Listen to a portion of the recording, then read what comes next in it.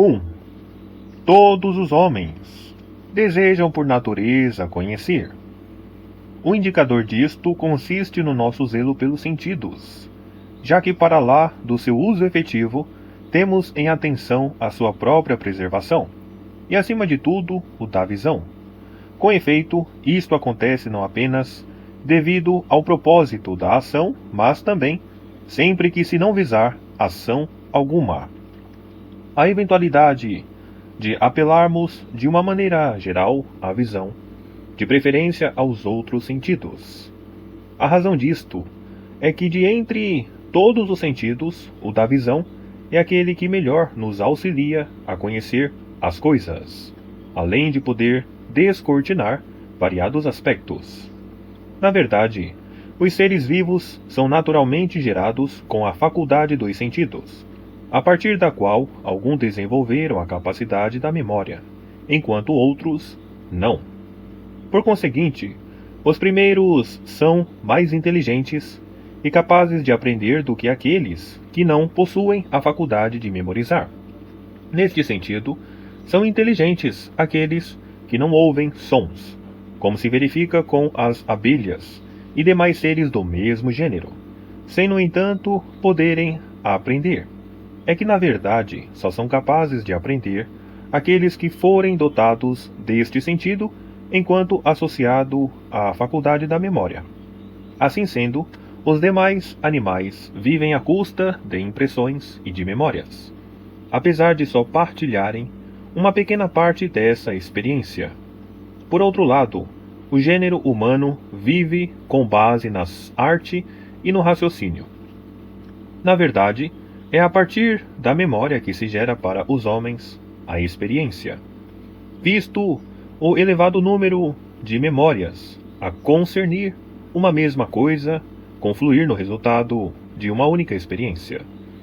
Ademais, a experiência aparenta ser semelhante tanto à ciência como à arte, ainda que seja devido à experiência que os homens produzem a ciência e a arte, tal como observa corretamente Polo, ao afirmar que a experiência gera a arte, enquanto a inexperiência, pelo contrário, o acaso. Na verdade, a arte produz-se sempre que, a partir de várias noções respeitantes à experiência, se forma um juízo universal com vista às coisas que são semelhantes entre si. Com efeito, ao formular-se um juízo deste tipo, sempre que calhas, padecendo desta ou daquela doença, beneficiar disto ou daquilo, e o mesmo se verificar com Sócrates, ou outros tantos indivíduos, tal apenas há de concernir a experiência. Por outro lado, quanto a julgar que serão igualmente beneficiados todos aqueles do mesmo tipo, valendo como uma classe, a consequentemente sofrerem desta ou daquela doença, como por exemplo, se verifica com o fleumático ou com o bilioso, quando são acometidos de uma febre intensa, tal há de competir a arte. De fato, poder-se-ia eventualmente supor que, devido a motivos práticos, a experiência em nada é inferior à arte, visto que certos homens dotados de certa experiência conseguem melhor singrar do que aqueles que têm demasiadas ideias sem experiência. A causa disto reside na circunstância de a experiência se basear no conhecimento particular, enquanto a arte, por seu turno, no universal, havendo todas as ações e todos os efeitos justamente produzidos de unicamente dizer respeito ao que de específico existe em cada um. Na verdade, não será o homem que o médico cura propriamente, a não ser que o seja acidentalmente, mas antes Calhas ou Sócrates, ou qualquer outro indivíduo possuindo também um nome, que eventualmente sucede ser um homem. Por conseguinte, aquele que possuir ideias sem experiência, consoante conheça aquilo que é universal, sem, no entanto, ter noção do particular nele contido, há de frequentemente equivocar-se na sua ação terapêutica. é precisamente o particular, a saber, cada um que deverá ser justamente tratado. Todavia, e pela mesma razão, tais conhecimento e proficiência são habitualmente encarados como pertencendo ao foro da arte, de preferência ao da experiência. Tal o motivo por que consideramos os artistas mais sábios do que os homens de mera experiência, implicando, obviamente, ser em todas as situações de sabedoria ocorrências de conhecimento. Do mesmo modo poderá o primeiro conhecer as causas, enquanto o segundo, pelo contrário, não. Com efeito, apesar de aqueles que apenas dependem da experiência conhecerem o fato, desconhecem, no entanto, como sucede, enquanto os artistas, por seu turno, sabem como tal sucede e qual a sua causa. Além disso, e por isso mesmo, consideramos habitualmente os mestres de ofício em qualquer domínio como sendo dignos da maior estima, mais cientes e sábios do que os artesãos, porquanto conhecem as respectivas causas das coisas que são produzidas, enquanto, por outro lado, consideramos que os artesãos, sendo algo desprovidos de alma, produzem apenas coisas, todavia desconhecendo o que realmente fazem, o que, aliás, se verifica com o fato de o fogo arder, visto tais objetos inanimados assim procederem por causa de uma propriedade que lhes é natural. Os artesãos, de maneira diversa, apenas procedem com base no hábito. Conforme se vê, os mestres de ofício são superiores em sabedoria, visto possuírem ideias e conhecerem as respectivas causas, e não unicamente devido à capacidade de fazer coisas. Na generalidade, um indício da sabedoria é efetivamente a capacidade de ensinar, sendo justamente por essa razão que se considera corresponder à arte, muito mais do que à experiência, ao conhecimento. É que os artistas podem ensinar, enquanto os outros não. Ademais, não consideramos poder consistir na sabedoria nenhum dos sentidos, sendo, no entanto, eles a nossa fonte principal de conhecimento acerca das coisas particulares, sem que, todavia, nos possam facultar conhecimento da razão de ser de qualquer coisa, como, por exemplo, o motivo por que o fogo é quente, apenas se reconhecendo o fato de ser quente. Por conseguinte, é bem possível que o inventor de qualquer arte, sendo o primeiro a transpor as sensações habituais, tenha sido alvo da admiração dos homens, não se devendo isto apenas a terem algumas das suas criações se revelando úteis, mas antes ao fato de serem eles mentes sábias, e por isso superiores aos demais. Além disso, à medida que um maior número de artes foi inventado, sendo algumas relativas às necessidades da vida, enquanto outras aos lazeres, os criadores destas últimas passaram a ser normalmente considerados mais sábios do que os das primeiras, porquanto os seus respectivos ramos de saber não visam a utilidade. Assim sendo, no momento em que todas as descobertas deste domínio atingiram o seu pleno desenvolvimento, aquelas ciências, a não concernirem aos prazeres ou às necessidades da vida, foram então inventadas, primeiramente naqueles lugares onde os homens gozavam de lazer. Devido a isso, as ciências matemáticas tiveram a sua origem na região limítrofe do Egito, posto aí possuir a classe sacerdotal tempo suficiente de lazer. Na verdade, a diferença substancial entre arte e ciência e as demais atividades mentais com elas relacionadas encontra-se enunciada na ética. A razão da nossa discussão neste momento consiste, todavia, na circunstância de geralmente se assumir que aquilo que se denomina sabedoria respeita as causas primeiras e os princípios, sendo devido a isso que, tal como já foi referido, o homem de experiência é considerado mais sábio do que aqueles que apenas possuem qualquer capacidade de sensação. Assim também, o é o artista em relação ao homem de experiência, o mestre de ofício em relação aos artesãos. Da mesma maneira são as ciências especulativas em relação às produtivas mais sábias. Visto isto, resulta conpíscuo consistir a sabedoria no conhecimento de certos princípios e de certas causas. 2. Na medida em que agora investigamos este tipo de conhecimento, há de considerar quais sejam estas causas e estes princípios, cujo conhecimento consiste precisamente na sabedoria. Na verdade, talvez possa transparecer mais claro consoante se tome em consideração as opiniões que geralmente sustentamos acerca do homem sábio. Com efeito, e em primeiro lugar, reputamos o sábio como conhecendo todas as coisas, tanto quanto possível, sem que possua, no entanto, o conhecimento de todas em particular.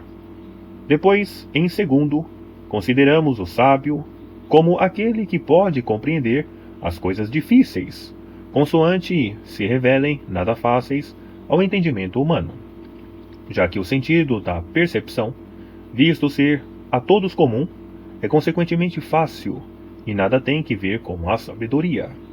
Ainda depois, julgamos ser um homem mais sábio consoante o ramo de saber em questão e na medida em que estiver mais bem informado, e por isso mais bem apetrechado para expor as respectivas causas. Visto isto, entre as demais ciências, aquela que elegemos como a mais almejada em si mesma e em prol do conhecimento será, portanto, aquela que mais próxima há de ficar da sabedoria, muito mais do que a outra que se almeja em função dos seus resultados, além de a primeira, que é justamente superior, mais se avizinhar da sabedoria do que uma que seja subsidiária, visto o dever ser o homem sábio a comandar e não a receber ordens, nem tampouco a obedecer aos outros, devendo pelo contrário, os menos sábios obedecer-lhe. Eis, portanto, quais são as várias opiniões, e quantas são que deveríamos justamente considerar no que concerne à sabedoria e ao sábio. Entre aquelas propriedades antes referidas, no que respeita ao conhecimento de todas as coisas, que necessariamente pertencem ao sábio, sobressai aquela que o faz possuir, ao mais elevado grau, o conhecimento do universal. Isto porquanto já ele, de certo modo, conhece todos os aspectos particulares que aquele compreende. Na verdade, o mais difícil de tudo será descortinar estas coisas que precisamente visam o mais universal, visto encontrarem-se muito para lá dos sentidos.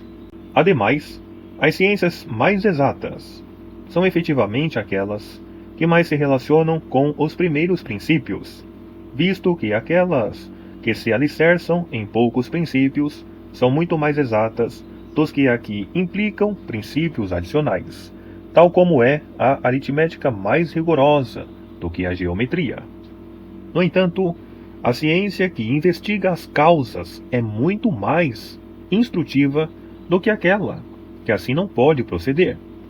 É que são justamente aquelas ciências que nos instruem acerca das causas adstritas a algo de particular que rigorosamente nos elucidam. Além disso, o conhecimento e o entendimento, que mais se almejam em si mesmos, são precisamente aqueles que se alcançam por intermédio do conhecimento do que for mais cognoscível. Com efeito, aquele que ansiar o conhecimento no seu próprio interesse, há de sempre mais almejar o conhecimento mais perfeito, sendo este o conhecimento do mais cognoscível. As coisas mais cognoscíveis, por sua vez, são aquelas que constituem os primeiros princípios e as causas. É efetivamente através destes e a partir destes que as demais coisas se tornam, com efeito, justamente conhecidas, e de modo nenhum através dos dados particulares que se encontram aqueles subjacentes.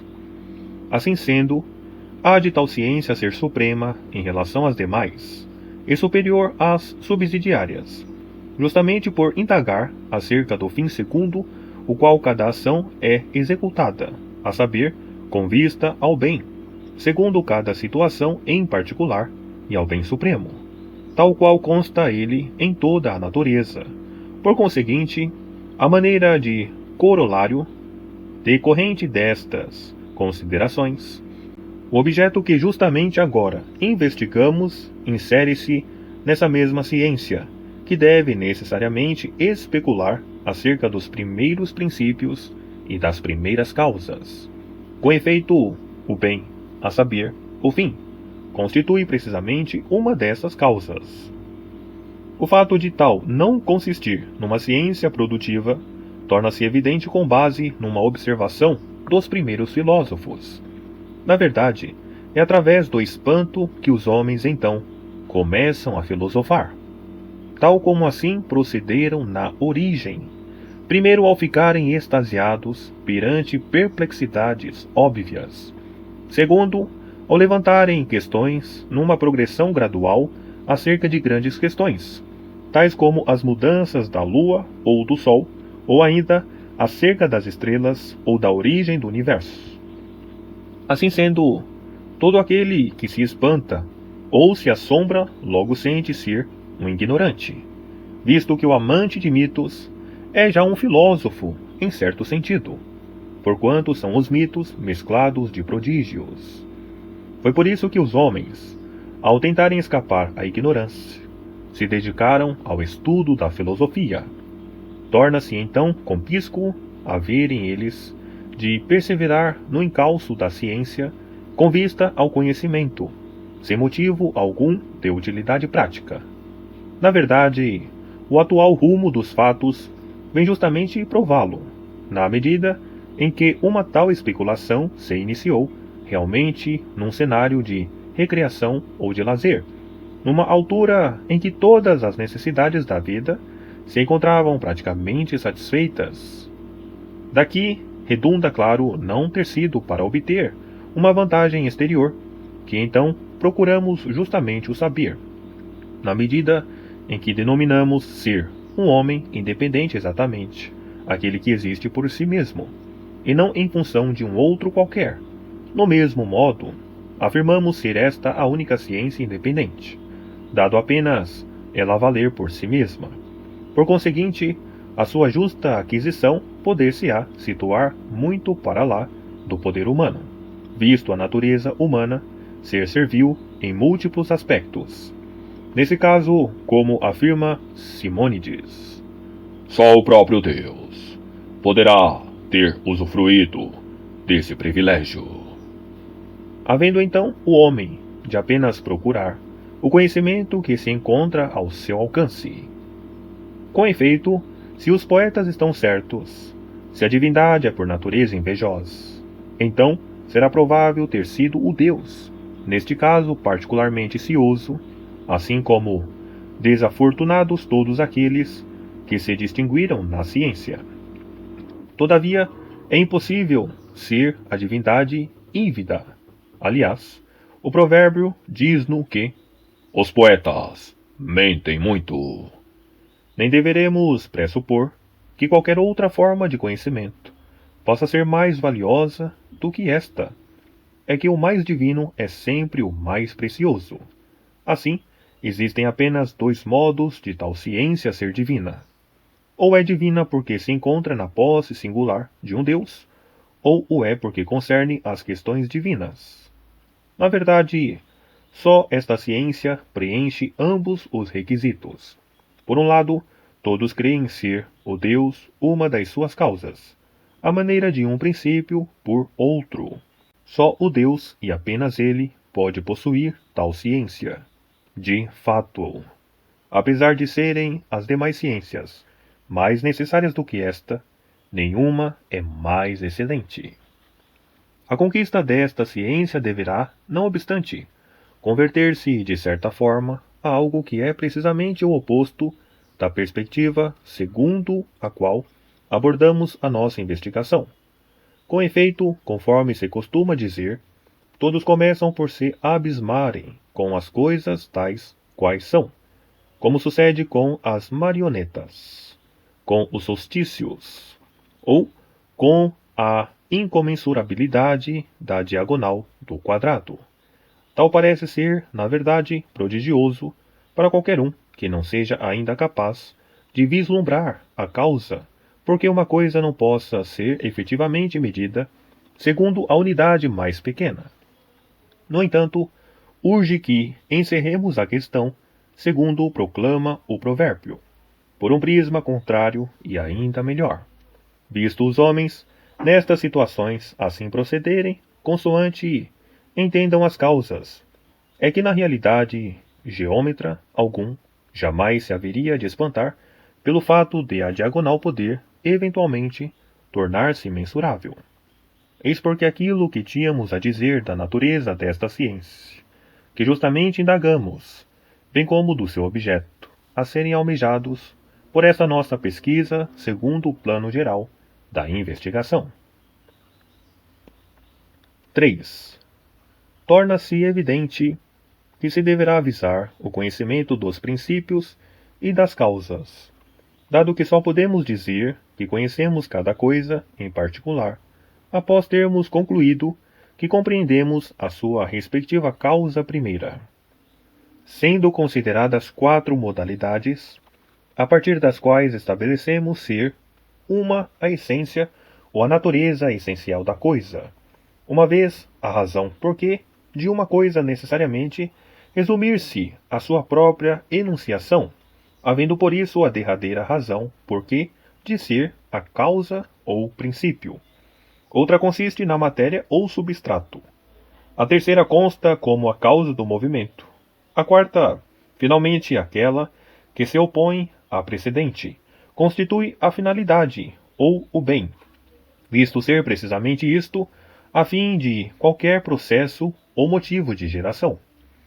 Ademais, estas coisas já as investigamos de maneira suficiente nos nossos estudos sobre a física, ainda que nos seja concedido avaliarmos nós próprios aquela evidência antes de nós invocada por todos aqueles nas suas investigações acerca da realidade, bem como naquilo acerca de que filosofaram no que concerne à verdade. É óbvio, além disso, terem eles efetivamente reconhecido certos princípios e determinadas causas, que são, aliás, de algum proveito para o desenvolvimento da nossa presente pesquisa, na perspectiva de podermos vir a descortinar outro tipo de causa, ou então, de nos ser possível sobremaneira confiar naqueles a que justamente acabamos de nos referir. Com efeito, a maior parte dos que primeiro filosofaram apenas sustentavam, como subjacentes às coisas, princípios de natureza material. As coisas consistiam unicamente nisso, tendo sido a partir disso que se geraram. E nisso, vindo finalmente a converterem-se, quando corrompidas, a sua essência, por seu turno, persistindo ainda que alteradas segundo as afeições. É isto que aqueles precisamente afirmam ser um indício e um princípio da existência das coisas, além de negarem que as coisas possam ser geradas ou destruídas, visto a sua entidade primordial de algum modo persistir. Do mesmo modo, não pretendemos afirmar que Sócrates é simplesmente gerado ao se tornar bonito e culto, nem tampouco que é destruído devido a perder tais qualidades. Isto porque o substrato, Sócrates, permanece tal qual. Assim sendo, nada será efetivamente criado ou corrompido, visto apenas existir uma entidade, ou mais, que naturalmente assim permanece, a partir da qual todas as outras coisas são geradas. Não obstante, nem todos estão de acordo, no que concerne tanto ao número como ao caráter destes princípios. Tales, por exemplo, fundador da sua escola de filosofia, defende ser a água essa entidade permanente, isto é, a razão por que alegou flutuar a terra sobre a superfície da água, possivelmente baseando tal asserção na observação dos nutrientes de todas as coisas, constituídos por uma espécie de mescla aquosa, assim como o calor se origina a partir de uma coisa semelhante, e disso depende a sua existência. E aquilo a partir do qual as coisas são geradas constitui o seu primeiro princípio. Finalmente entroncou ele aquela formulação a partir disto, além da circunstância de as sementes de todas as coisas serem por natureza aquosas, assim se tornando a água no primeiro princípio natural das coisas aquosas. Por outro lado, outros aqui consideram que os homens, nos seus tempos mais primitivos, muito antes dos nossos dias, sempre que especulavam acerca dos deuses, sustentavam também esta opinião acerca da natureza primitiva. Concebiam, então, o oceano e Tétis como progenitores de toda a criação, e afirmavam que o juramento consagrado aos deuses devia ser feito pela água, a saber, pelo Estige, como os próprios poetas assim denominam. A eventualidade de tal concessão da entidade prístina ser realmente tão antiga e tão honrada, na ocasião poderá, no entanto, ser algo incerta, ainda que se possa afirmar tal ser a opinião de Tales, no que concerne à causa primeira. Por outro lado, nada direi acerca de Hippon, visto que ninguém consideraria incluí-lo entre estes, devido à debilidade da sua inteligência. Anaximenes e Diógenes alegam ser o ar anterior à água, sendo o primeiro princípio entre os demais elementos simples. Hipaso de Metaponto e Heráclito de Éfeso consideram tal ser o fogo. Empédocles, ao acrescentar a terra como quarto elemento aos mencionados, toma todos os quatro como tal. Defende que são eles a justamente persistir, sendo unicamente gerados em função do muito e do pouco, ora se combinando na unidade, ora dela se diferenciando. Anaxágoras de Clasômenas, por seu lado, precedendo Empédocles na idade, embora lhe seja posterior, quanto às investigações encetadas, afirma serem os primeiros princípios ilimitados. Defende que todas as coisas, como norma universal, são tal como o fogo e a água, homogêneas e geradas ou destruídas apenas neste sentido, a saber, por combinação ou por diferenciação, permanecendo, caso não sejam geradas ou destruídas, eternas. Na verdade, a partir deste relato, poder-se-ia eventualmente julgar apenas constituir a causa aquele do tipo que dizemos residir na matéria, sendo neste sentido que os homens sempre procederam, a maioria das instâncias neste caso, coagindo-os e levando-os a indagar mais além. Isto porque toda a geração e toda a corrupção serão sempre formadas a partir de uma ou mais entidades. Logo, visto isto, por que motivo assim sucede? Qual então a causa? Não será certamente o próprio substrato que causa tal mudança?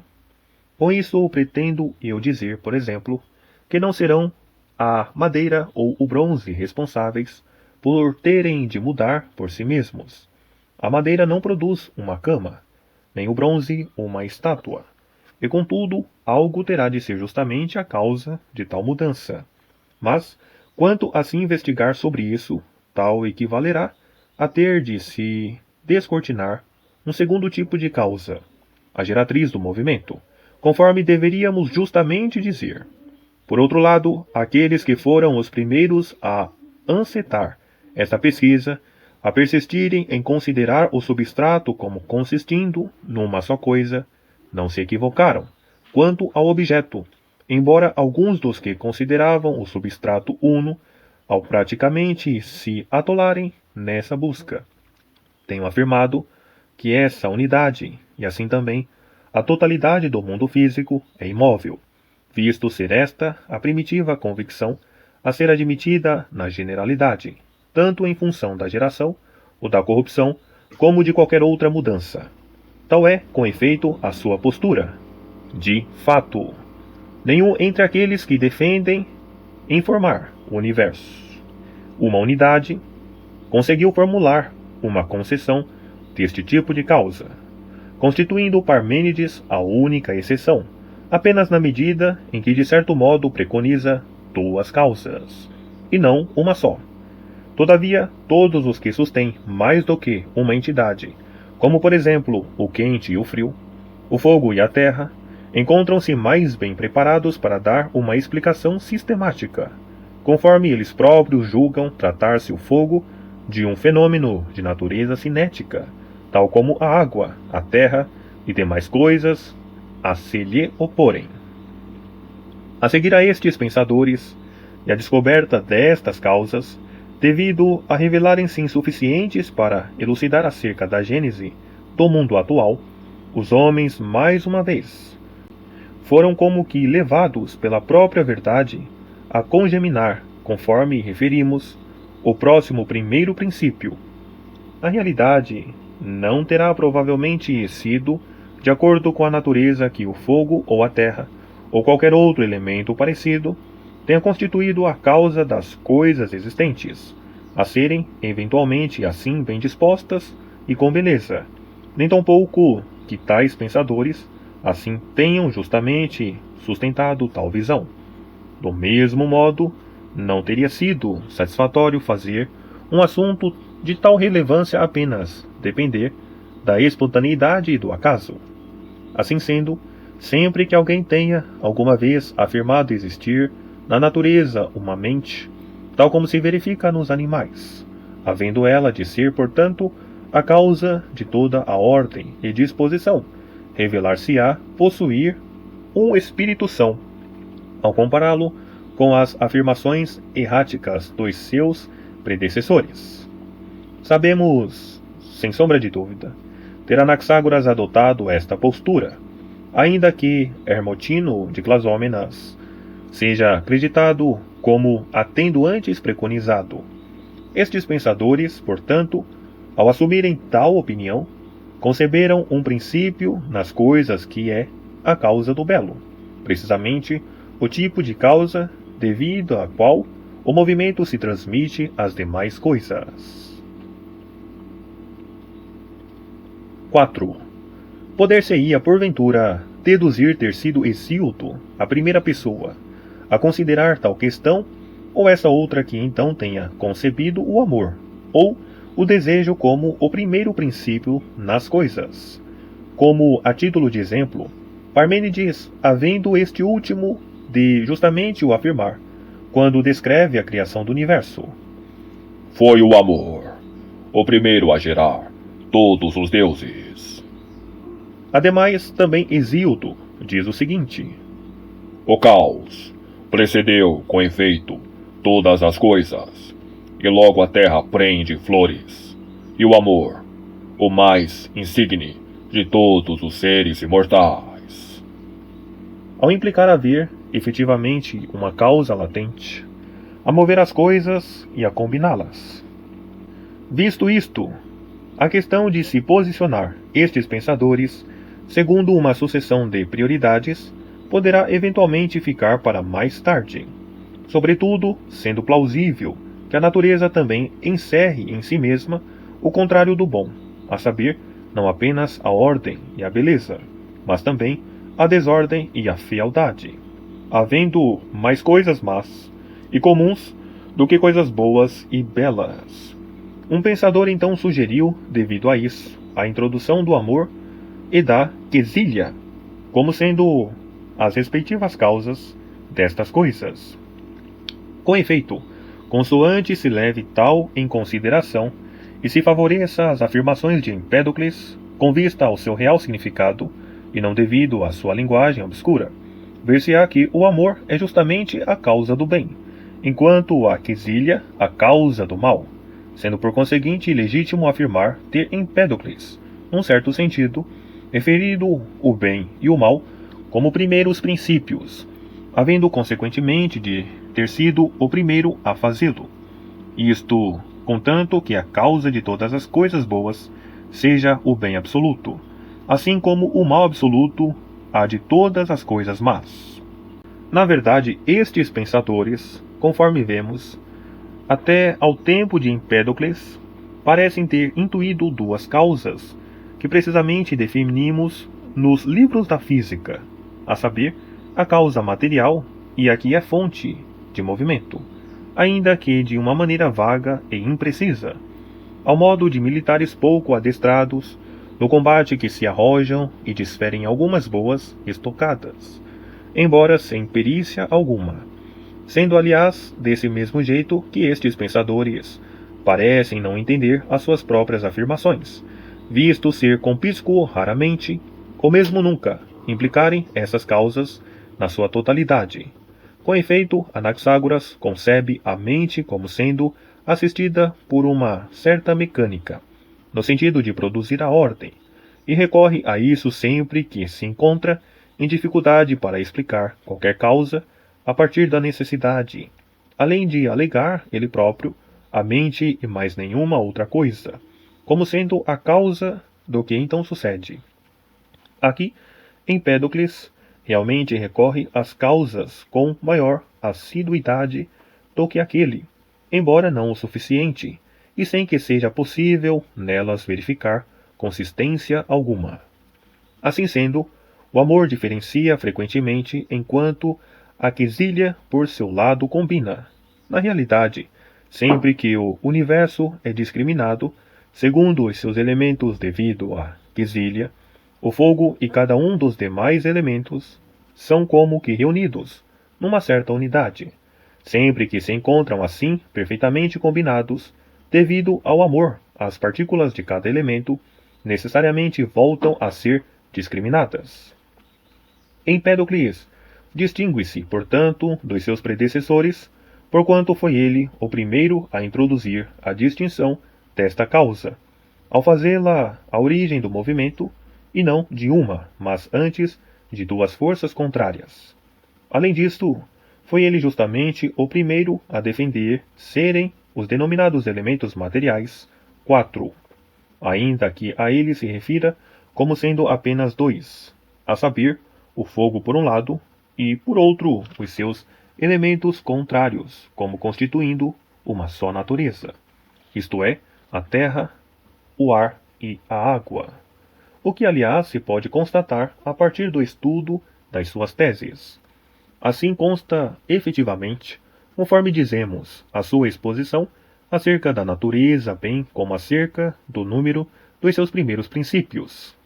Leucipo, todavia, assim como o seu discípulo Demócrito, conceberam os elementos como sendo o cheio e o vazio, denominando um como o que é e o outro o que não é, identificando a partir daí o cheio ou o sólido com o que é, e o vazio ou o rarefeito com o que não é.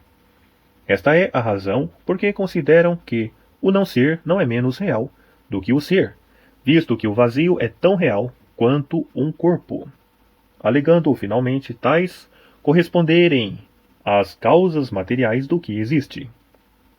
Ademais, tal como aqueles que concebem a natureza subjacente como aquela unidade geradora de todas as coisas, por intermédio das respectivas alterações, ao considerarem a rarefação e a densidade como princípios primeiros destas mudanças, assim também estes pensadores defendem consistir tais diferenças precisamente nas causas de tudo ou mais.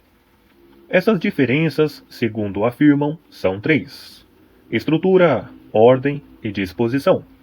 Isto porque alegam apenas se diferenciar aquilo que é segundo o contorno, o contato e a inclinação, a saber, o contorno corresponde à estrutura, o contato à ordem, a inclinação à disposição, sendo, por exemplo, por isso que A difere de N quanto à estrutura, a N de NA quanto à ordem, Z de N quanto à disposição.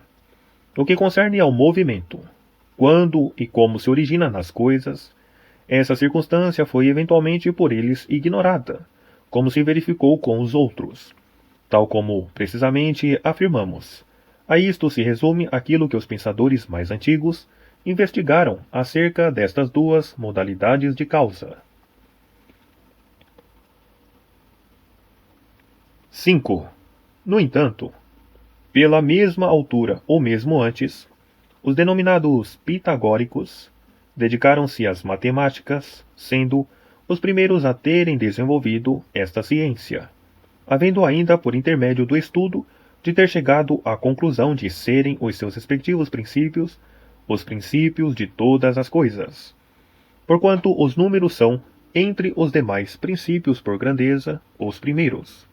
Convenceram-se aqueles de poder descortinar nos números, numa maior extensão do que no fogo, na terra ou na água, muitas analogias em relação àquilo que é ou que acabou de ser gerado, havendo por isso de corresponder tal número à justiça, aquele outro à alma ou à mente, aquele à oportunidade, e assim, sucessivamente, com tudo ou mais. E segundo o procedimento similar, assim como foram ainda mais além, ao intuírem, basearam-se tanto as propriedades como a própria razão de ser das escalas harmônicas dos números. Finalmente, visto que todas as outras coisas pareciam possuir a sua natureza de acordo com os números, constituindo estes os limites extremos na totalidade do universo, assumiram eles, serem os elementos dos números os elementos de todas as coisas, tal como corresponderia aquele a uma certa harmonia ou a um número. Ademais, puderam deste modo expressar, em números e harmonias, tudo o que, de congênere, se apresentasse, no que concerne aos processos ou às partes do céu ou à ordem total do universo, assim procedendo ao coligir e correlacionar tudo isso desse modo. Se porventura se verificasse alguma falta ou perturbação em algum lugar, tentaram supri-lo, de maneira que fizesse do seu sistema um todo orgânico funcional. Neste sentido, acrescentarei o seguinte: como a década, por exemplo, é concebida como um todo completo, a compreender a totalidade da essência física do sistema numérico, asseveram então serem 10 os corpos que pairam no céu, sendo 9 os apenas visíveis, enquanto o 10º será aquele que denominam Antiquíton, a saber, contra a Terra. Tal tema já foi, aliás, por nós pormenorizadamente abordado num outro lugar. Todavia, o objeto desta nossa reavaliação visa ainda descortinar, nestes pensadores, quais os princípios por eles aduzidos, em que medida coincidem estes com a nossa própria relação das causas. Num certo sentido, é evidente que também eles consideram o número 1 primeiro princípio, a constituir tanto a matéria das coisas como o substrato das suas propriedades e status, consistindo, além disso, os elementos do número no par e no ímpar, sendo o primeiro limitado e o segundo ilimitado, consistindo a unidade em ambos, visto ser duplamente par e ímpar, nela tendo o número a sua origem, com os números a constituírem, conforme se referiu, a totalidade do universo. Outros, por seu lado, e pertencentes à mesma escola, sustentam haver 10 princípios, que, então, enunciam como uma série de pares opostos correspondentes: limitado e ilimitado, ímpar e par, unidade e pluralidade, direita e esquerda, masculino e feminino, repouso e movimento, reto e sinuoso, luz e treva, bem e mal, quadrado e oblongo.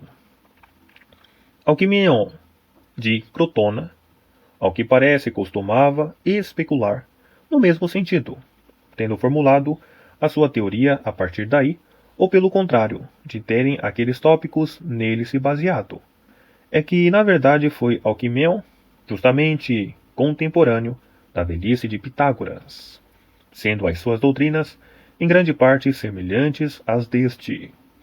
Com efeito, afirma ele que a maioria das coisas no mundo dos homens consiste em parelhas, ainda que os contrários que nomeia não seja, como se verifica com os pitagóricos, escrupulosamente definidos, sendo de maneira diversa, tomados ao acaso, como sucede, por exemplo, com o branco e o preto, o doce e o amargo, o bom e o mau, o grande e o pequeno. Assim, Alquimeu apenas lançou tênues luzes no que concerne às demais circunstâncias de contrariedade. Por outro lado, os pitagóricos precisaram quantos e quais são os ditos contrários. Por conseguinte, com base nestas autoridades, é-nos possível convencionar serem, consequentemente, os contrários os primeiros princípios das coisas, assim como, a partir daqueles, saber quais e quantos são os contrários. Como poderão ser estes considerados? E isto segundo a nossa relação das causas, não se encontra, não obstante, definidamente referido por eles, ainda que se possa sugerir terem eles efetivamente reconhecido os elementos como materiais, visto alegarem tais serem precisamente os informadores originais, segundo os quais o ser é modelado e formado. Na verdade, a partir desta recolha será possível entender o pensamento desses antigos doutrinadores, que advogavam constituírem os elementos do mundo físico uma pluralidade. Outros, pelo contrário, conceberam o universo como uma entidade única, embora as suas doutrinas em muito divirjam entre si, quanto à sua consistência, ou quanto à sua adequação aos fatos físicos. No que agora interessa aos desígnios da nossa pesquisa, a exposição das suas teorias revela-se irrelevante, visto que, ao pressuporem a unidade, não afirmam a geração do ser, tanto dessa mesma unidade como da matéria, tal como supõem alguns fisiólogos, dando uma explicação diferente. Estes, com efeito, aventam ao explicar a gênese do universo haver também um movimento, embora aqueles outros tenham pressuposto ser ele destituído de movimento, não deixando, no entanto, tudo isto de ser relevante para a nossa presente investigação. Com efeito, Parmênides concebeu a unidade como o uno na sua respectiva definição, enquanto Melisso, por seu turno, como um uno a partir da matéria. Por isso defende o primeiro ser, ele limitado, enquanto o segundo afirma ser ilimitado. Xenófanes, o primeiro a teorizar acerca da unidade, visto Parmênides ter tido como seu discípulo, não deixou por sua vez nenhuma doutrina precisa, nem tampouco se afigura ter ele concebido algo com base em ambas as concepções de unidade, embora no que concerne ao todo do universo material, tenha afirmado ser a unidade de Deus. Esta escola, portanto, tal como referimos, bem poderá ser desacreditada no que diz respeito à nossa presente investigação, merecendo mesmo Xenófanes e Melisso serem completamente ignorados devido a serem demasiado básicos, enquanto, por outro lado, Parmênides parece especular com maior penetração na medida em que concebe o não ser, na sua oposição ao ser, como não ser nada, ao supor necessariamente que o ser é uno, nada havendo para lá dele. Discutimos, aliás, tal ponto de vista com grande detalhe nos livros sobre a física, sendo, no entanto, levado a ter-se aos fenômenos, ao preconizar consistir o ser no uno segundo a definição, embora múltiplo segundo as sensações, assim, colocando duas causas, a saber dois princípios, o quente e o frio, isto é, o fogo e a terra, correspondendo o quente ao ser e o outro ao não ser. Por conseguinte, segundo o exposto e de acordo com o que aqueles pensadores antes advogaram acerca desta questão, coligimos a seguinte informação. Com os primeiros sábios, aprendemos que o primeiro princípio é corpóreo, visto tanto o fogo como a água e os demais serem corpos. Alguns pressupuseram apenas um princípio, enquanto outros, por seu turno, mais do que um princípio corpóreo, embora ambas as visões encarem tais princípios como materiais. Uns supuseram também uma causa como fonte de movimento, que alguns defendem ser uma e outras duas, na sua grande maioria, pelo menos, até aos filósofos da Itália. E estes à parte, expressaram-se os demais pensadores de modo impreciso sobre o assunto, exceto no que diz respeito ao fato de terem considerado realmente duas causas conforme referimos, sendo uma destas a que é fonte de movimento, encarada como uma por uns ou como duas por outros. Além disso, tendo os pitagóricos, ao visarem ainda esses dois princípios, feito alguns aditamentos, circunstância que lhes é comum, consideraram então que o limitado e o ilimitado não são entidades separadas, tal como o fogo, a água ou outra coisa semelhante. E sobretudo, que o próprio ilimitado e o próprio uno constituem a essência das coisas, a partir disso se constituindo as categorias. Daqui que seja o número a essência de todas as coisas. Tal é, por conseguinte, o que advogaram todos eles acerca do assunto, assim como deram início à discussão, com vista à definição do aquilo que existe nas coisas, embora o seu procedimento tenha sido demasiado incipiente. Na verdade, definiram de maneira superficial e supuseram ser a essência de uma coisa aquilo a que o termo assim referido, de acordo com a sua acessão primordial, se aplica, a saber, tal como se pudesse porventura interpretar dobro e dois como uma e a mesma coisa. Portanto, 2 é o primeiro número a constituir o dobro de outro. No entanto, o fato de ser o dobro de um número não corresponderá a ser o número 2, já que, caso assim não fosse, uma só coisa seria assim muitas, consoante necessariamente decorresse de tais conclusões. Na verdade, com o mesmo se poderá exatamente deparar com as antigas escolas de pensamento e respectivos sucessores. 6. Depois destes, veio o sistema filosófico de Platão, o qual concorda com aqueles em muitos pontos, compreendendo, no entanto, algumas idiosincrasias peculiares, distintas da filosofia dos italianos. Na verdade, Platão, durante a sua juventude, tornou-se adepto de Crátilo, em primeiro lugar, e depois das doutrinas de Heráclito, no sentido de conceber o mundo sensível na sua totalidade como se encontrando num estado de fluxo permanente, sem que, no entanto, possa haver conhecimento científico algum acerca dele. E, na verdade, passados anos, ainda mantinha tais opiniões. Por outro lado, tendo Sócrates optado por preterir o universo físico ao consubstanciar e resumir o seu estudo às questões éticas, procurou neste âmbito ir ao encontro do universal, tendo sido o primeiro a debruçar-se sobre a questão da respectiva definição, sendo seguido por Platão, que efetivamente acreditou que o problema da definição se relaciona não com qualquer coisa sensível, mas antes com entidades de diferente qualidade. Assim, poderia haver qualquer definição geral das coisas sensíveis, as quais mudam eternamente. Com efeito, a estas entidades chamou ideias. Assim, como concebeu serem todas as coisas sensíveis efetivamente nomeadas em função daquelas, porquanto se relacionam diretamente com elas, é que de fato existem muitas coisas a serem denominadas por sinônimos das ideias, como se pudessem delas participar.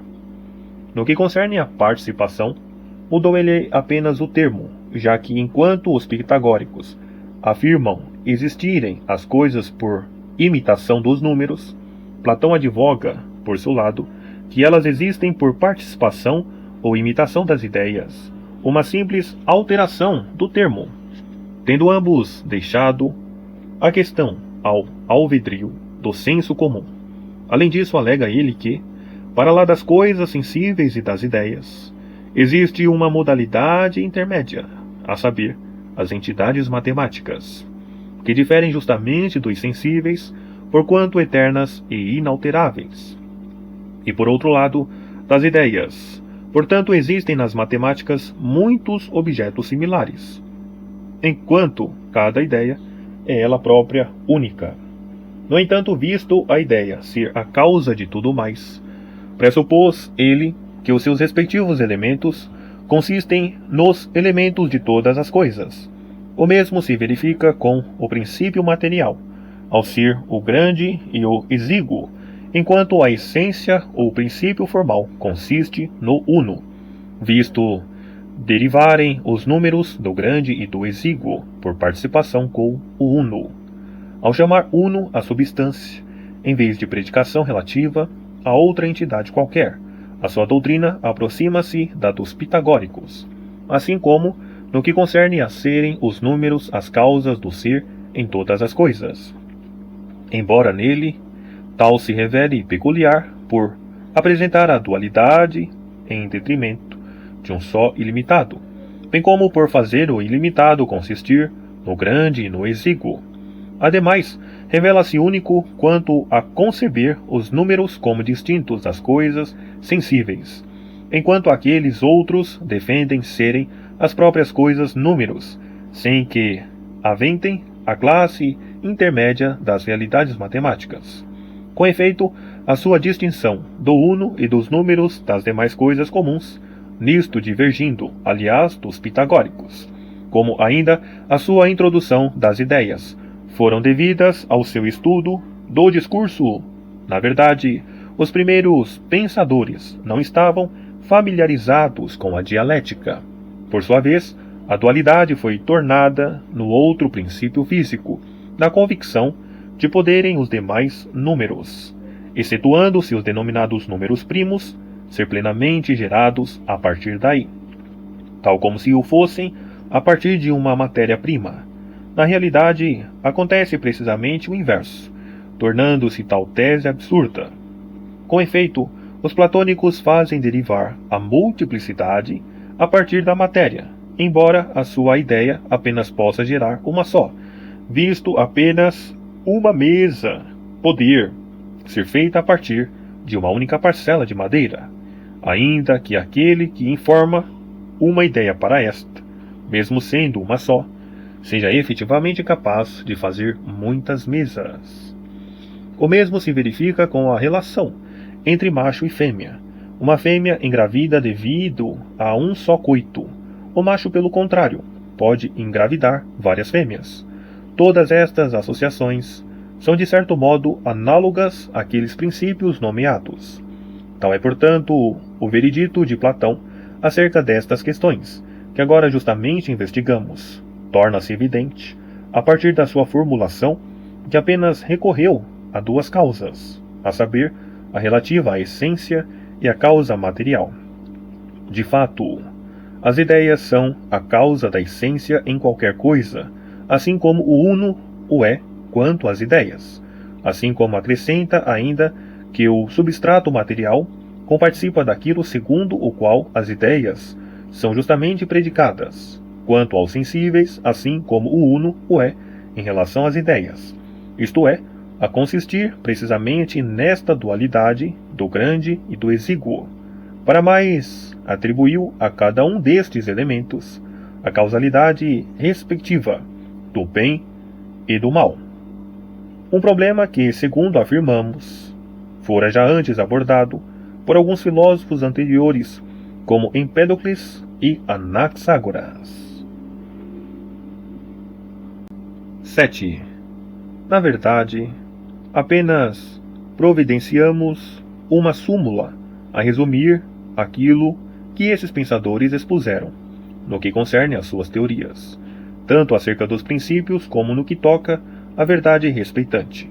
Do mesmo modo, no que concerne às suas teses, muito ouvemos a beneficiar com elas, já que nenhum desses que discutiram e abordaram efetivamente o princípio ou a causa, mencionou qualquer outro princípio além daqueles que justamente tratamos nos nossos estudos acerca da física, sendo claramente a partir destas modalidades, tais quais se revelam que decidiram assim associá-los ainda que de maneira incerta, de fato. Enquanto uns afirmam ser a matéria o primeiro princípio, não obstante a concebam, ora segundo apenas um ou mais princípios, ora como sendo um corpo ou algo de incorpóreo, sendo então o caso de Platão, ao referir o grande e o exíguo dos italianos, com o ilimitado de Empédocles, com o fogo e a terra, a água e o ar, ou de Anaxágoras, com a infinidade dos homogêneos. Todos intuíram, com efeito, este tipo de causa. Assim como sucedeu com todos os que descortinaram o seu primeiro princípio no ar ou na água, ou então em algo mais denso do que o fogo e mais rarefeito do que o ar. Aliás, tal qual assim descreveram o primeiro elemento. Na verdade, estes últimos apenas puderam apreender essa causa, enquanto outros, por seu turno, apreenderam a causa do movimento, como sucede com aqueles que fazem do amor e da quesilha, ou da mente ou do desejo, o primeiro princípio, sem que, por outro lado, ninguém tenha tratado de modo definitivo a essência ou a essência natural. Embora os defensores da teoria das ideias o tenham quase feito, com efeito não concebem a ideia como a matéria das coisas sensíveis, ou o uno como matéria das ideias, nem tampouco o fazem em relação à causa de movimento, que aliás mais consideram um princípio de imobilidade e de repouso, e no entanto acrescentam as ideias como essência natural de todas as outras coisas, assim como o uno em relação às ideias. Na realidade, o fim com vista a qual as ações, as mudanças e os movimentos propendem, tratam-no eles como sendo uma causa, se bem que não seja nesse sentido preciso, a saber, não no sentido em que é ela naturalmente concebida como causa.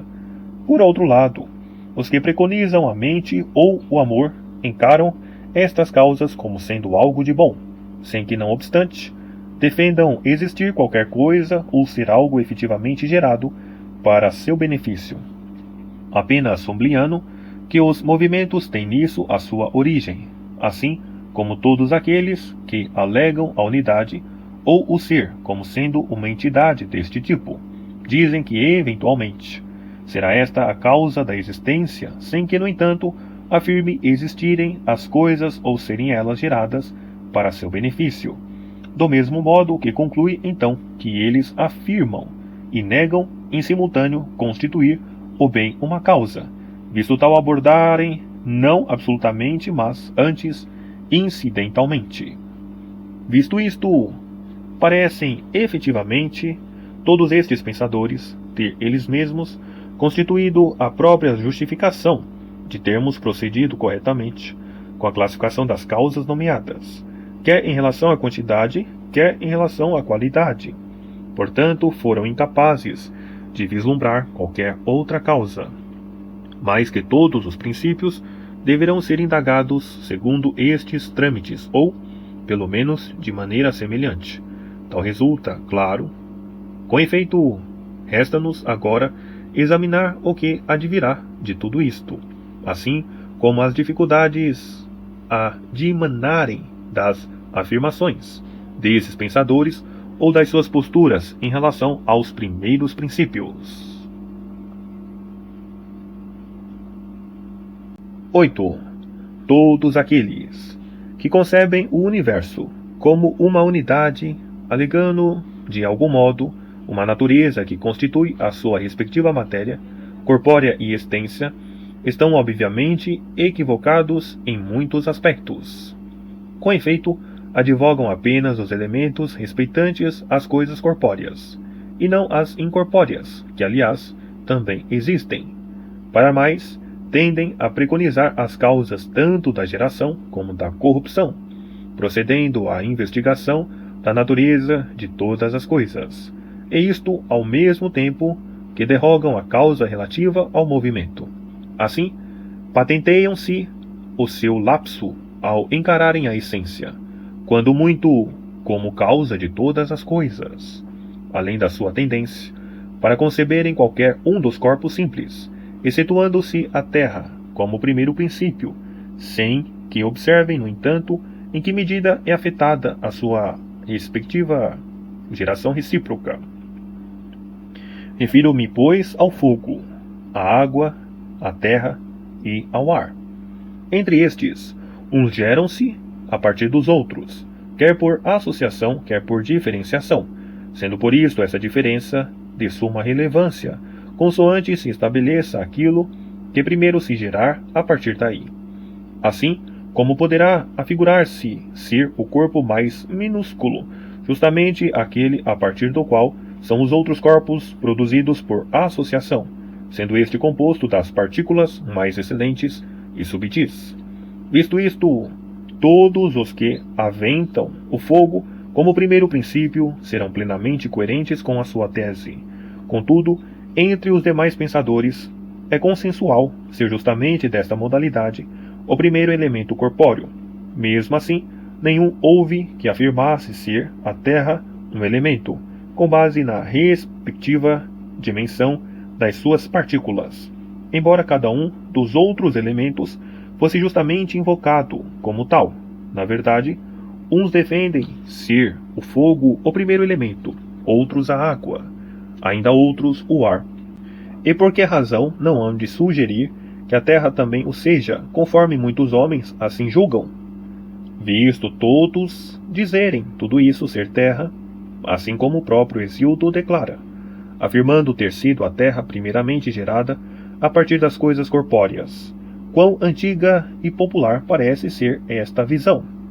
Por conseguinte, segundo esta teoria, independentemente de qualquer um ter sugerido um destes corpos, além do próprio fogo, ou de ter assumido algo de mais denso do que o ar, embora mais rarefeito do que a água, de maneira nenhuma estará a falar corretamente. Por outro lado, se aquilo que é posterior, segundo a geração, for por outro lado, anterior segundo a natureza, ou se aquilo que se amplificar ou se associar for posterior, segundo a geração, então ocorrerá a situação inversa. A água será posterior em relação ao ar, assim como a terra em relação à água. O mesmo valerá para aqueles que apenas consideram uma única causa, tal como justamente referimos.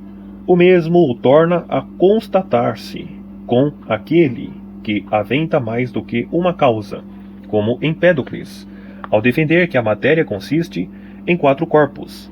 Na verdade, quanto à sua posição, necessariamente temos as esperadas objeções, as mesmas de antes ou outras tantas a lhe serem imputadas.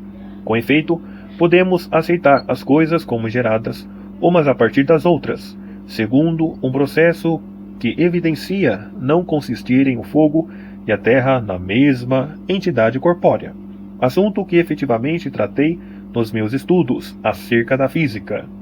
Assim como, no que toca ao princípio de movimento nas coisas, independentemente de se assumir ser um ou dois, não se deverá considerar esta tese inteiramente correta ou razoável. De fato, todos aqueles que de uma maneira geral sustentam tal visão, a semelhança desses tais que assim procedem em relação à necessidade, ignoram a alteração qualitativa. É que, com efeito, o frio, segundo essa teoria, nunca advirá do quente, nem o quente do frio. Isto sucede, com efeito, porque terá necessariamente de haver algo a incluir estas qualidades contrárias para que o efeito respectivo se produza, a saber, a geração de um certo elemento comum tanto ao fogo como à água. Precisamente o que aquele não refere. Na eventualidade de se aceitar ter Anaxágoras proposto 2 elementos, esta inferência aproximar-se-á muito daquela outra concessão, a qual, ainda que este não tenha propriamente desenvolvido, terá eventualmente apoiado, enquanto por seu turno foi aprofundada por outros. Todavia, não será razoável afirmar que tudo consista originariamente numa certa mistura, e isto por vários motivos, particularmente porque se segue deverem as coisas ter existido antes num estado sem qualquer mistura, porque então tal revela-se contrário à natureza, a saber, que qualquer coisa possa acidentalmente misturar-se com outra qualquer, porque tanto as afeições como os atributos seriam assim separáveis da sua própria substância, visto o que é misto poder ser dissociado. Pela mesma razão, caso se pretendesse adotar a sua doutrina com precaução, interpretando-se então o seu respectivo significado, poderia talvez isso eventualmente revelar-se um pouco mais esclarecido, na medida em que, uma vez nada tendo sido ainda separado, nada poderia ser genuinamente predicado a partir dessa substância. Pretendo referir-me, a título de exemplo, ao que era branco, preto, bege ou de qualquer outra cor, visto ter necessariamente de haver antes algo desprovido de cor, já que, se assim não fosse, teria de ser segundo uma destas cores. Do mesmo modo, a partir do mesmo argumento, não haveria coisa alguma, com sabor ou predicada, com qualquer outro atributo, visto ser impossível ter sido predicada com qualquer qualidade, grandeza ou individualidade. Com efeito, alguma forma particular haveria necessariamente de lhe pertencer, embora tal se revele impossível, com base na asserção de todas as coisas existirem misturadas numa amálgama, porque, nesse caso, a forma se encontraria já perfeitamente discriminada. E, no entanto, continua aquele a afirmar que tudo se encontrava misturado numa amálgama, exceto a mente, e que só ela era pura e sem mistura. A partir disto, infere ele como princípio o uno, que, aliás, é simples e sem mistura, e um outro a ser precisamente tal qual concebemos o indeterminado, isto é, antes de ser determinado ou ter tomado alguma forma. Assim, embora esta explicação não seja clara nem esteja correta, aquilo que pretende significar aproxima-se mais das modernas teorias e daquilo que hoje se tem principalmente considerado como válido. No entanto, tais pensadores encontram-se realmente apenas preocupados com as teorias da geração e da corrupção, ou do movimento, visto na generalidade ser unicamente por referência a este aspecto da realidade que encaram os princípios e as causas. Aqueles, porém, que fazem o seu estudo abranger toda a realidade, distinguindo os sensíveis dos não sensíveis, reconhecem claramente a importância de ambas as coisas, pelo que merecem da nossa parte o maior desenvolvimento, de modo a esclarecer em prol da investigação que perante nós agora se descortina, se tem ou não mérito no que afirmaram. Os denominados pitagóricos invocam princípios ou elementos ainda mais absurdos do que os dos fisiólogos, e a razão disto é não os inferirem a partir do mundo sensível, sendo além disso as ditas realidades matemáticas desprovidas de movimento, excetuando-se aquelas que se relacionam com a astronomia, ainda que nas suas discussões e investigações abranjam toda a realidade do mundo físico. Assim, atribuem a geração ao universo sensível, considerando aquilo que justamente se observa, no domínio das suas respectivas partes, consistir em afeições ou em atividades, a isso aplicando os seus princípios e causas correlativas, ainda que se encontrem, no entanto, de acordo com os demais, a saber, os fisiólogos. A realidade por eles visada será, no seu cerne, sempre sensível, encontrando-se eventualmente inserida no denominado firmamento. Conforme dissemos, acontece precisamente o mesmo com as causas e os princípios que enunciam como plenamente capazes de serem incluídos na classe das realidades últimas, porquanto melhor se adequam a estas do que às suas teorias físicas. Todavia, no que concerne à perspectiva de o movimento se gerar, consoante tudo o que é consistir no limitado ou no ilimitado, no par ou no ímpar, não possuem eles a mínima ideia, nem tampouco no que diz respeito à situação de não se verificando movimento ou mudança alguma, haver a possibilidade de geração ou corrupção, ou outras tantas atividades dos corpos que percorrem o firmamento. Ademais, ainda que concedamos que está por eles plenamente demonstrado que a grandeza é formada por aqueles fatores, como poderão ser eventualmente explicadas as ocorrências dos respectivos fatores leve e pesado patentes nos corpos? Na verdade, nas suas hipóteses e asserções, discorrem eles tanto acerca do sensível como acerca das realidades matemáticas, sendo justamente por esse motivo que não mencionam o fogo, a terra ou qualquer outro corpo similar, visto, conforme assim o presumo, não possuírem uma explicação distinta da relativa às coisas sensíveis.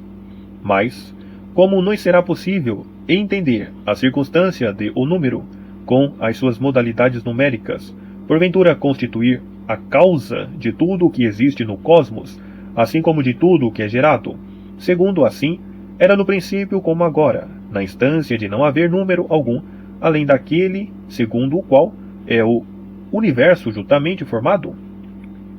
Com efeito, porquanto fazem a opinião e a oportunidade domiciliar-se numa região determinada, como a injustiça, a separação ou a mistura, a situar-se ora acima, ora abaixo daqueles.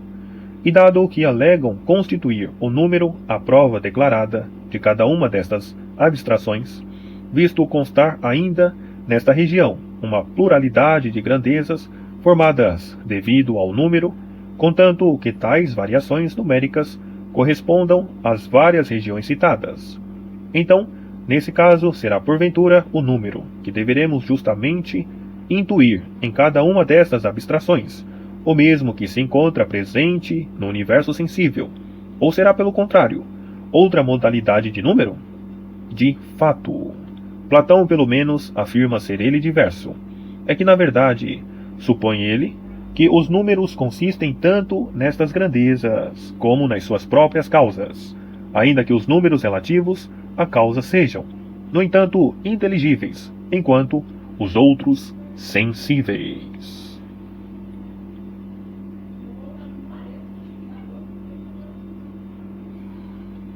(9) Os pitagóricos, por conseguinte, poderão ser agora relegados, visto já terem sido suficientemente mencionados.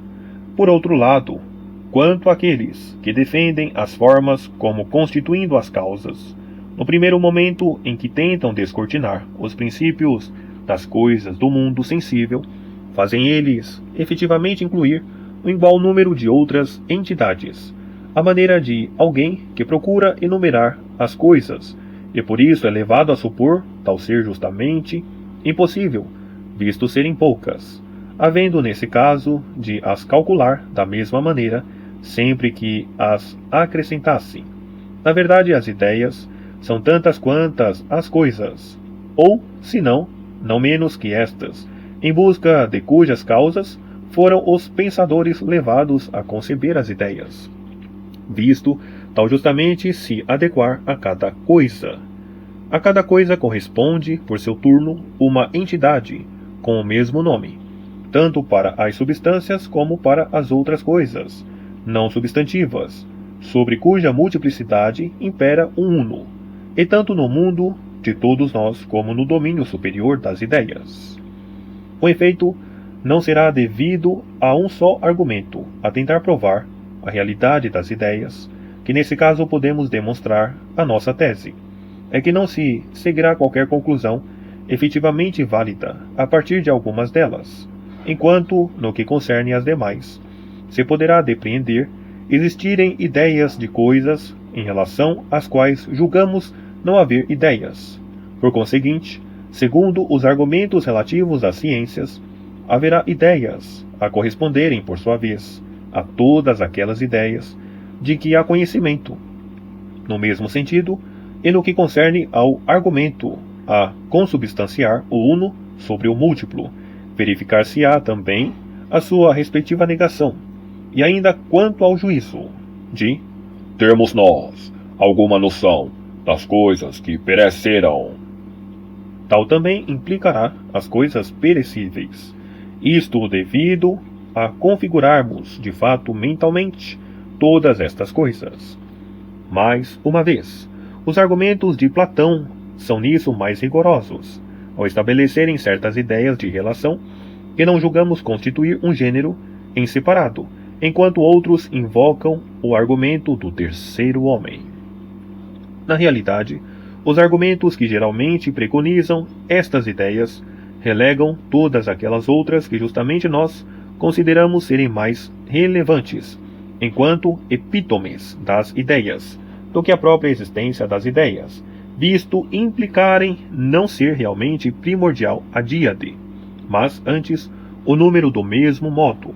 O relativo precede o absoluto, assim como sucede com as demais conclusões que certas pessoas inferiram a contrariar os princípios desta teoria, na medida em que adotaram aquelas opiniões em prol das ideias. Portanto, de acordo com os preceitos a serem por nós perfilhados, no que concerne à existência das ideias, existirão formas, não só de substâncias, mas ainda de muitas outras coisas, uma vez que o conceito é apenas um, não só para todas as substâncias, como ainda para todas as outras coisas. Havendo, no entanto, certas ciências, divisar não só as substâncias como também as demais coisas, daí decorrendo uma enorme quantidade de consequências similares. No entanto, segundo a necessidade razoável, ou com base nas opiniões acerca delas, depreende-se que, caso as formas participem disso, só poderão consistir em ideias de substâncias. É que, por isso, não participaram por acidente, havendo, por sua vez, cada forma de unicamente ser participada, contanto que não constitua predicado de um objeto. Pretendo, consequentemente, dizer que qualquer coisa, na ausência absoluta de dúvida, há de forçosamente participar do eterno, embora não por acidente, visto este, assim, constar como acidente dessa ausência de dúvida, e por isso a ser eterno. As formas são a substância, ainda que o mesmo nome se aplique à substância num ou noutro casos. A não ser assim, como poderia tal se afigurar na situação de algo existir, além do particular, a saber, a unidade segundo a multiplicidade? Na verdade, se a forma das ideias ou das respectivas coisas, a delas participar, for a mesma, aquelas partilharão algo em comum. E visto isto, por que razão haveria a dualidade de significar uma só e a mesma coisa, tanto na situação de dois perceptíveis, como de dois múltiplos e eternos, e pelo contrário, tal não suceder como a ideia de dualidade ou de dois particular? No caso de não ser a forma respectiva a mesma, serão apenas homônimos, tal como se chamasse homem tanto a calhas como a um pedaço de madeira, sem que se referisse qualquer propriedade aos dois comuns. Poderíamos realmente examinar toda esta questão relativa às formas, a saber, em que medida consubstanciam as coisas sensíveis, sejam elas eternas ou sujeitas à geração ou à decadência, visto algumas delas não constituírem a causa de movimento ou da mudança nas coisas. Não obstante, em nada poderão contribuir para o conhecimento efetivo das demais coisas, nem tampouco constituem a essência das coisas, visto que, assim sendo, estariam elas nas próprias coisas, nem para a sua existência, devido a não se encontrarem presentes nas coisas que consigo participam. É que, se o fossem realmente, talvez fosse possível afigurarem-se como causas, naquele sentido subjacente, a eventualidade de a comparticipação do branco fazer com que uma coisa seja branca, ainda que esta tese, que foi pela primeira vez sustentada por Anaxágoras e depois por Eudoxo e outros mais, se preste a ser refutada, visto ser possível observarem-se sobejas incongruências com base nesta opinião. Mas, mais uma vez se sublinha que de maneira nenhuma podemos afirmar, no sentido comum da palavra, que as coisas derivam das formas. Por outro lado, afirmar que as formas são padrões e que as demais coisas delas participam é destituído de sentido e não passa de uma metáfora poética. Com efeito, o que será responsável por informar as coisas segundo o modelo das ideias? Para mais qualquer coisa, poderá tanto ser como tornar-se semelhante a outra coisa qualquer, sem que, eventualmente, tenha de a imitar, tal como Sócrates. Isto independentemente de Sócrates existir ou não. Ou mesmo no caso de ser eterno, cuja situação seria precisamente a mesma. Assim sendo, verificar-se-ão vários padrões, e portanto formas, da mesma coisa, a saber, animal e bípede, serão padrões do homem, assim como também da ideia do homem. Além disso, as formas constarão como padrão não apenas das coisas sensíveis, como ainda de si próprias, tal como o gênero o será no sentido de gênero da espécie. No mesmo sentido, havendo a mesma coisa de ser, tanto padrão como cópia. Mas, assim sendo, afigurar-se-ia impossível determinada substância e a coisa de que é substância existirem em separado. Nesse caso, como poderão as ideias, consoante se verifique, serem elas, tanto a substância como a respectiva coisa, existir em separados destas? Com efeito, afirma-se no Fédon que as formas são as causas tanto do ser como do gerar. No entanto, consoante se presuma que a forma existe, ainda assim, as coisas que nela participam não poderão ser geradas, a menos que haja algo e efetivamente desencadear um movimento. E isto, quando outras tantas coisas são geradas, como uma casa ou um aro, a partir daquilo em que com efeito consideramos não haver formas, tornando-se por isto, obviamente impossível, que todas essas outras coisas possam realmente existir e ser geradas segundo as mesmas causas, tal qual aquelas acima mencionadas. Ademais, se as formas são números, em que acessão serão causas? Será devido a serem as coisas outros números, como este ou aquele número ser o homem, este ou aquele Sócrates, este ou aquele Calhas. Mas, visto isto, por que serão aqueles números as causas destas coisas? Na verdade, se são uns eternos, enquanto outros, por seu lado, não fará diferença alguma. Ademais, se tal se deve ao fato de serem as coisas ratios de números, como a harmonia da música, terão forçosamente de existir determinadas coisas que não são ratios. Por outro lado, se existe realmente uma coisa como a matéria, os números serão, nesse caso, ratios de uma coisa versus outras. Pretendo efetivamente dizer que, se Calhas é um rátio, numeral do fogo, da terra, da água ou do ar, a ideia correspondente também terá de ser um número, por relação a outras tantas coisas a constituir o respectivo substrato. O mesmo se constata com a ideia de homem, quer ou seja como número ou não, que consistiria, não obstante, num rátio, aritmética relativa a certas coisas, não se tratando apenas de um simples número. Assim sendo, nenhuma ideia jamais poderá ser um número. Ainda assim, o número pode compor-se de vários números. Nesse caso, como poderá uma forma ser porventura composta de várias formas? Mas, se tal número não for composto dos próprios números, mas apenas dos seus constituintes, tal como os do número 10.000, qual a relação entre as unidades? Caso sejam efetivamente similares, verificar-se-ão inúmeras inconsistências, semelhante situação a constatar-se também na eventualidade de o não serem, tanto por não serem similares entre si as unidades de um mesmo número, como por não serem similares em relação às de qualquer outro número. Mesmo assim, como se poderão diferenciar na ocorrência de serem desprovidas de quaisquer qualidades? É óbvio que tal explicação não é razoável, nem se coaduna com a nossa concepção de unidade. Mas será necessário conceber-se um outro tipo de número, como aquele da aritmética, assim como todos aqueles objetos intermédios, conforme são assim denominados por outros. E todavia, como e a partir de que princípios sucederá isso efetivamente? O qual a evidência de serem eles justamente considerados intermédios entre as coisas e os números ideais?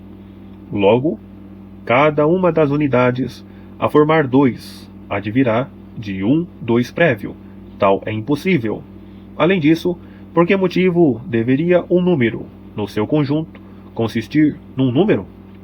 Poder-se-á adicionar às objeções anteriores, que no caso de ser a unidade não similar, tal deve ser abordado segundo o modo como outros o fazem, ao considerarem 2 ou 4 elementos como responsáveis por esses mesmos elementos, não se aplicando, na realidade, o termo elemento em qualquer um deles ao substrato comum, como sucede com o corpo, e unicamente com o fogo ou a terra, e tudo isto independentemente de haver um substrato comum, como o corpo ou não.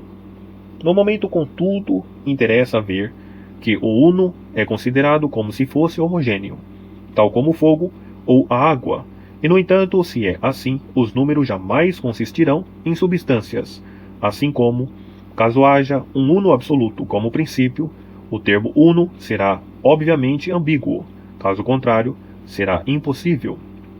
De fato, sempre que desejamos fazer corresponder as substâncias aos princípios, concebemos as linhas com base no longo ou curto, uma espécie de grande e exíguo, ou em relação ao plano com base no largo ou estreito, ou ainda ao corpo sólido, com base no profundo ou raso.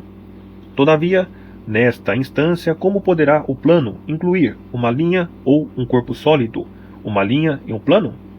É que o largo e o estreito, assim como o profundo e o raso, são gêneros diferentes, o mesmo valendo para o número implícito nestes objetos, visto o muito e o pouco constituírem mais outro gênero, e o mesmo ainda na situação de os outros gêneros principais nunca se verificarem nos inferiores respectivos.